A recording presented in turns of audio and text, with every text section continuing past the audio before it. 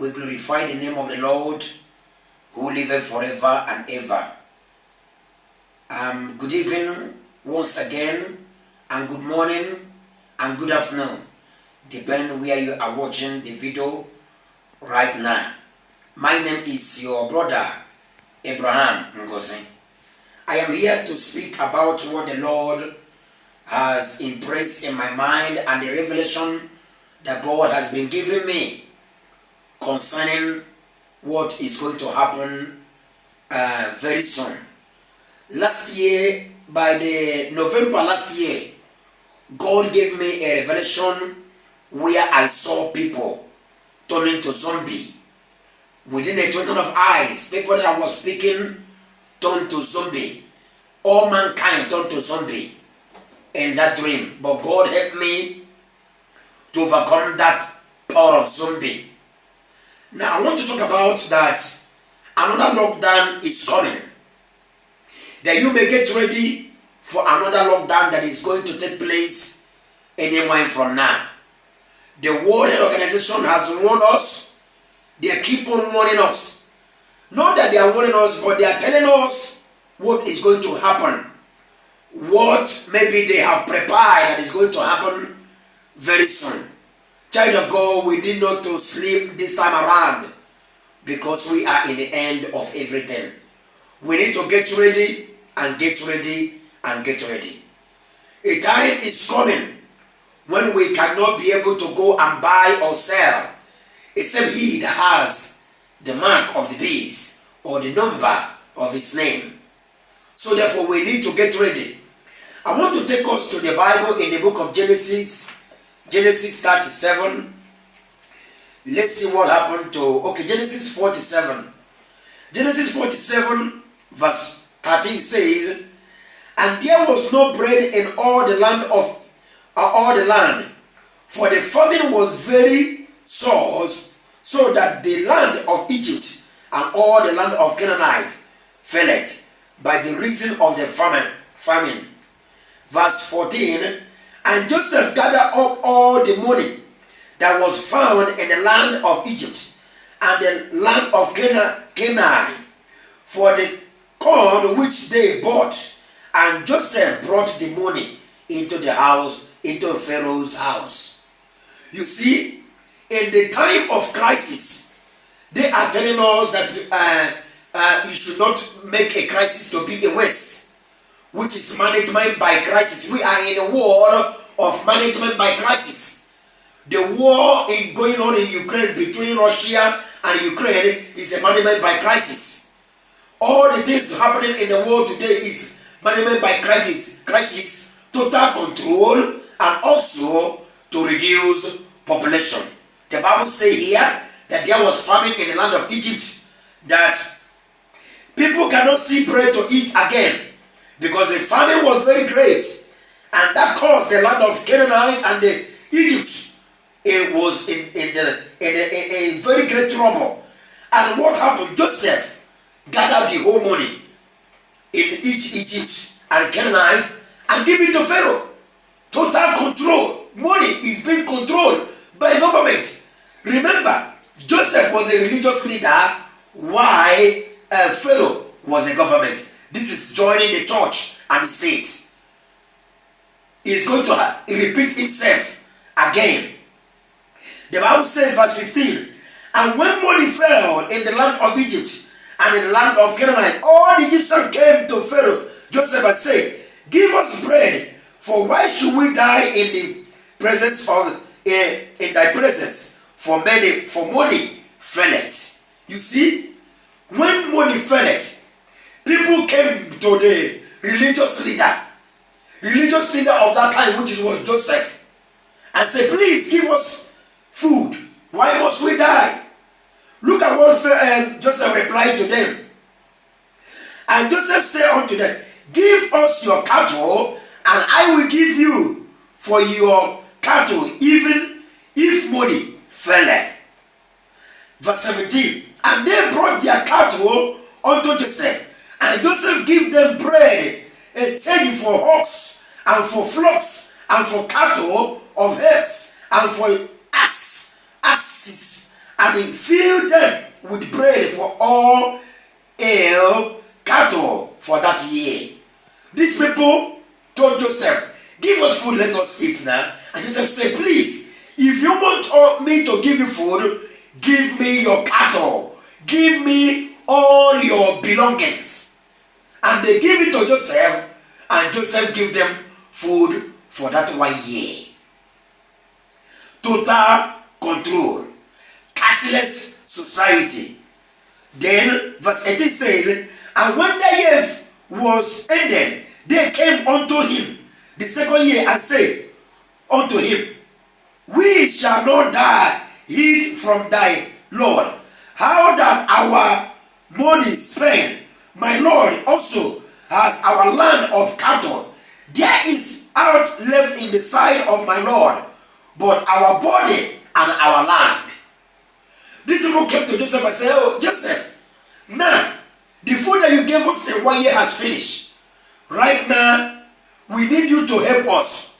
We are hungry once again. But only what we have is our land and our money. Our land and money, our land and our body. All the things that they have has been collected by the government. The total control. Then the next thing that only they have is their land and their body. In verse 19. Therefore we should not die before thy eyes, both we and our land. Buy us our land for bread, and we and our land we be servant unto Pharaoh, and give us seed that we may live and not die, that the land may not be desolate. These people came to Pharaoh because of this crisis. Please, Joseph, give us food. Take our land, take our body, control our body, control our land, that you may give us food to eat. Brothers and sisters, this time is going to repeat himself again. This time, this kind of thing is going to repeat himself again. Why we are people will say, please government, take our body, control our body, control our land. Please give us food to eat. It's coming in future. Then verse 20. And Joseph bought all the land of Egypt for Pharaoh.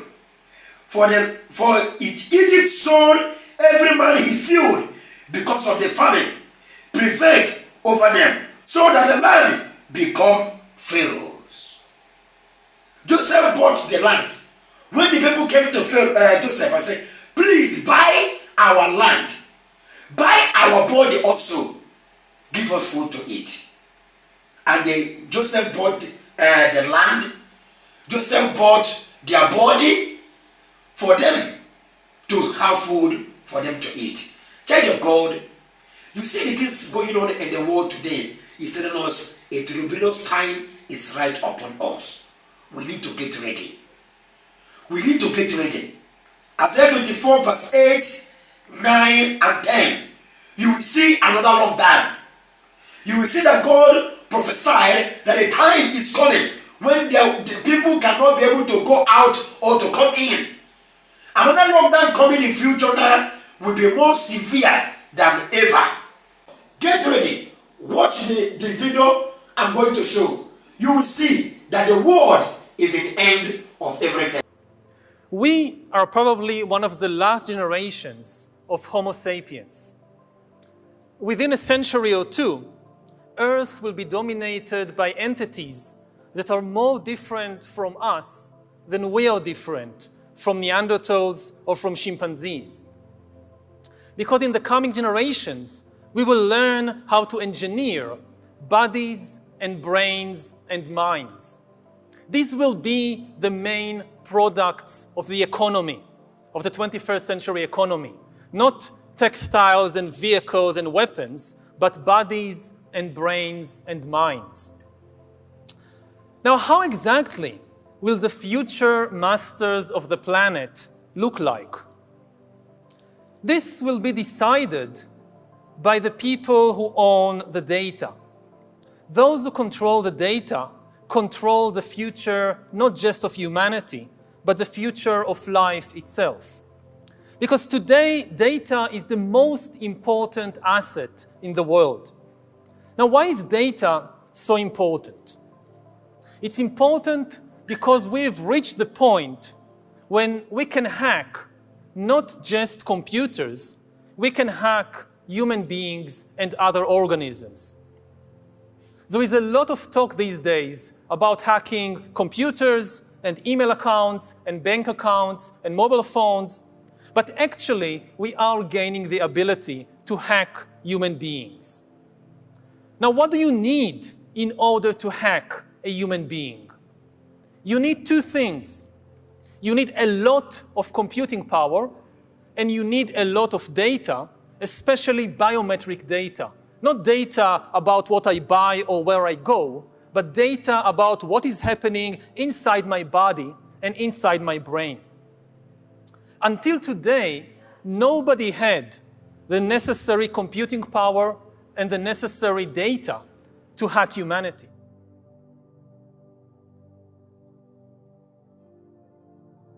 Till today, most surveillance was above the skin, and now it's going under the skin.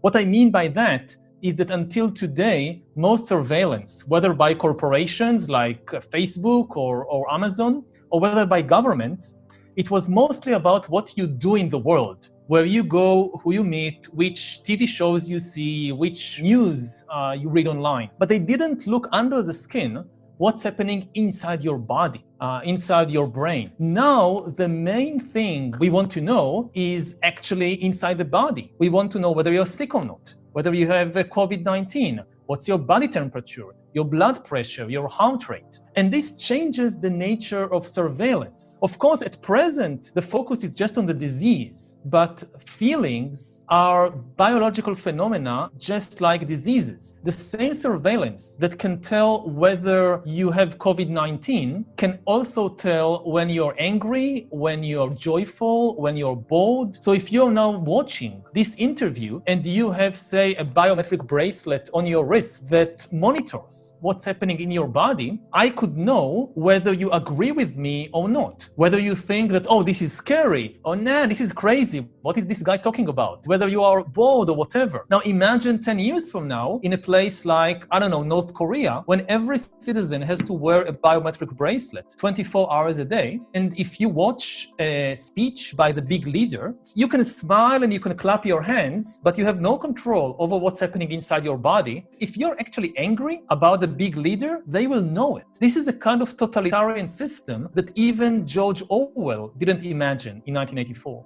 This is not the last crisis of the 21st century. There could be more epidemics. There are other problems like climate change. All of them will become worse if we now start competing and fighting among each other. All of them, it will be easier to deal with if we now develop global solidarity. I know that in recent years, we saw populist politicians undermining deliberately the trust that people have in important institutions like universities, like respectable media outlets. These populist politicians told people that, say, scientists are this small elite disconnected from the real people. We shouldn't believe them. And you had all these conspiracy theories that climate change is just a hoax, it's not real, and that the earth is actually flat, and that vaccinations are bad for you, and this spread. But I don't think it's too late. Especially in an emergency, people can change their views very fast, and they can discover hidden reservoirs of trust. You look in this crisis, who do people trust? They trust scientists above everything else. In all countries. In Israel, they closed down the synagogues. In Iran, they closed the mosques. Churches all over the world are telling people don't come to church. The Pope is doing all these ceremonies on Zoom or YouTube. And why do they do all this? Because the scientists recommended it. Even the religious leaders have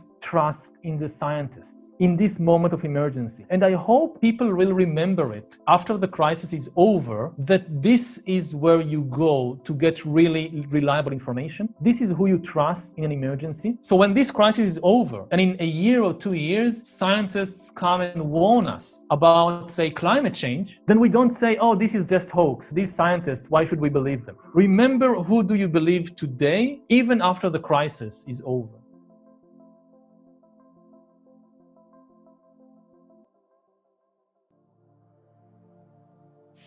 I think there's a huge impetus now for a national digital infrastructure. Digitization in healthcare is, I think, one of the great game changers. We should be helping countries to develop a national digital infrastructure, which they will need with these new vaccines. And then, finally, it's also about showing people and showing the political leadership that you can make a positive difference to your healthcare system by adopting these measures, because they've got an impact beyond any particular disease or pandemic. I think there's sort of unforgivable politics and forgivable politics.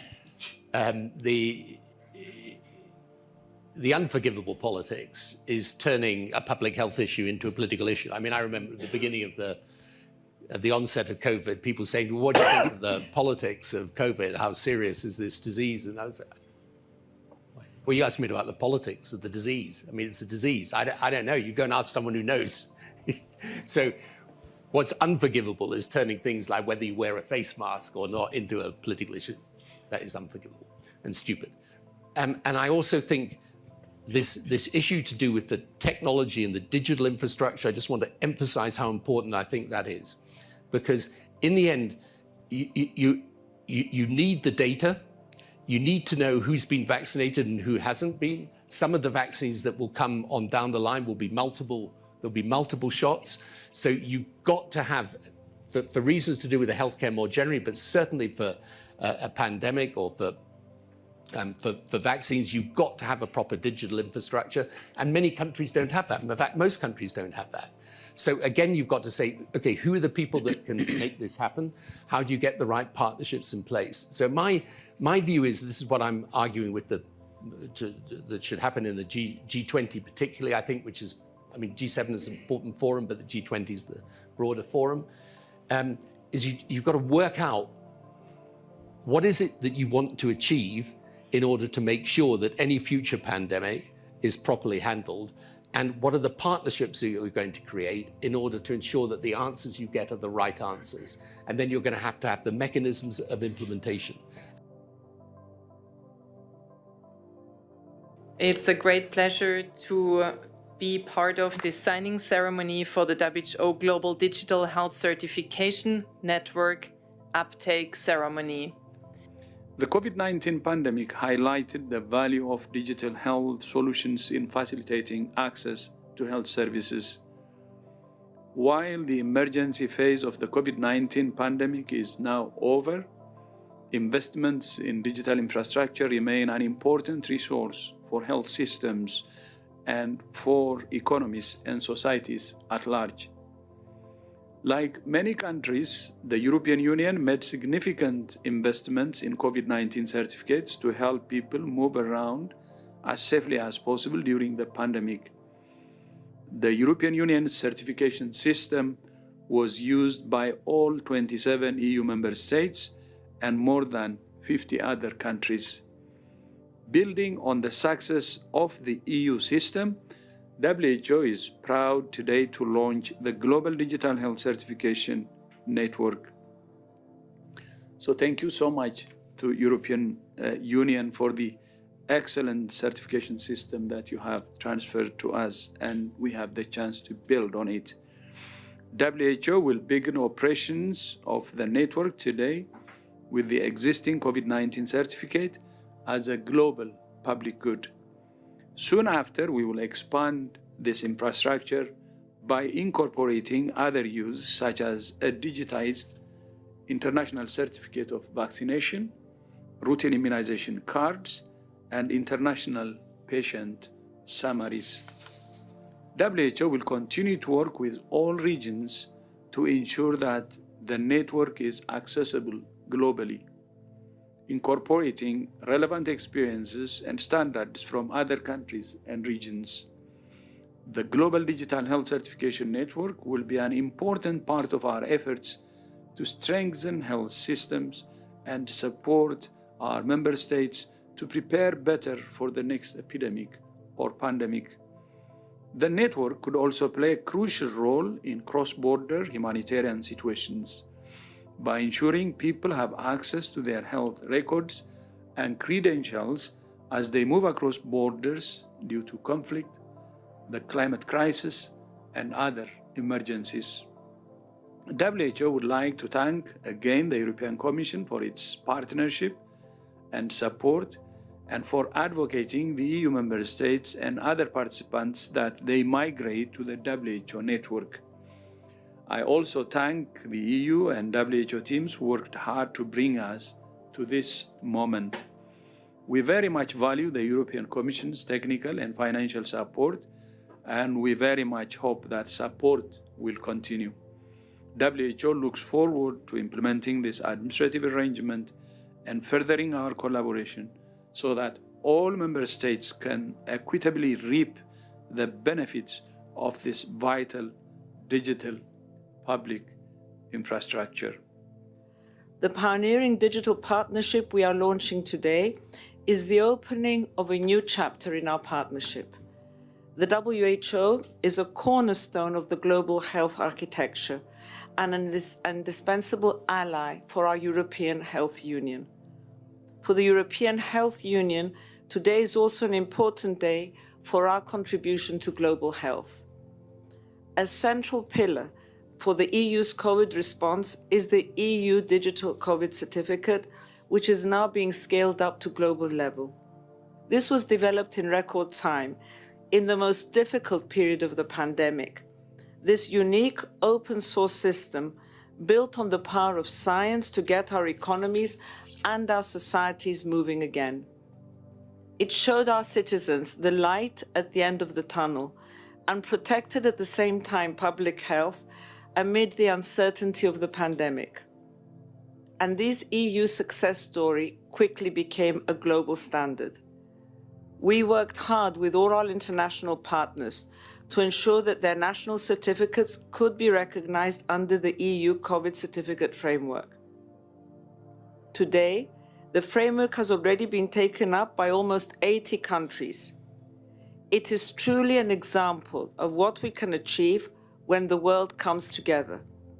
And I'm delighted that as of July 1st, the World Health Organization will take up the framework of the EU Digital COVID Certificate. Although COVID-19 is no longer a public health emergency of international concern, this new system will remain a key part of our global preparedness to face future health threats. And through this system, we will build a genuine world standard in digital health documentation.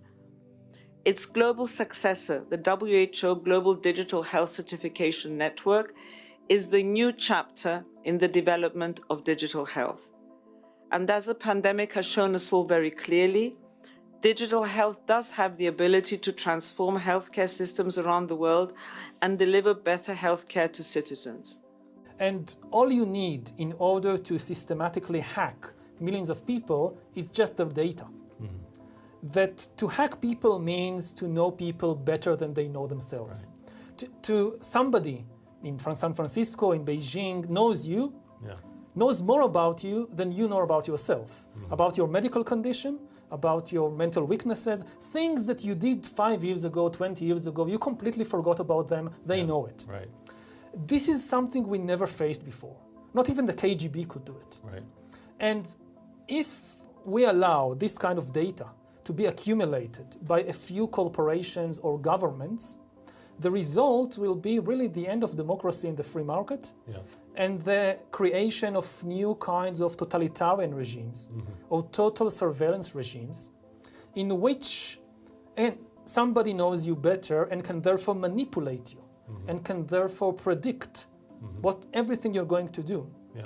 And we are already beginning to see the emergence of such total surveillance regimes in places like Xinjiang, in places like in my own home country in Israel. We have this big laboratory of surveillance called the occupied territories, where you have 2.5 million guinea pigs of how to completely survey and control a population with very few soldiers to control millions of people if you have their data.